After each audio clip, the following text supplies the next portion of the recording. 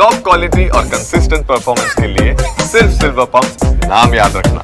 સુરેન્દ્રનગરના ખનીજ માફિયાઓ પર પ્રાંત અધિકારીએ દરોડાની કાર્યવાહી કરી છે। અહીં ચોટીલા રાજકોટ હાઈવે પરથી ખનીજ માફિયાઓ ઝડપાયા છે।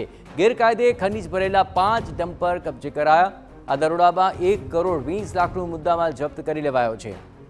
રોયલ્ટી વિના રેતીની હેરાફેરી કરતા તેમને ઝડપી લેવાયા। રેતીનું ખનન અને વહન કરવામાં આવતું હોવાનો પણ ખુલાસો થયો છે। ખનીજ માફિયાઓ તંત્રની રેકી કરતા હોવાનો પણ ઘટસ્ફોટ થઈ રહ્યો છે। આ રેડ દરમિયાન જુદા જુદા કુલ 5 ટ્રક જે અનધિકૃત ખનીજનું વહન કરતા હતા। તમામ જે ટ્રક છે એ ટ્રક પાસે કોઈ પણ પ્રકારની રોયલ્ટી પાસ રજૂ કરેલ નથી। સાથે સાથે તમામ ટ્રક ડમ્પર છે ઓવરલેડ છે।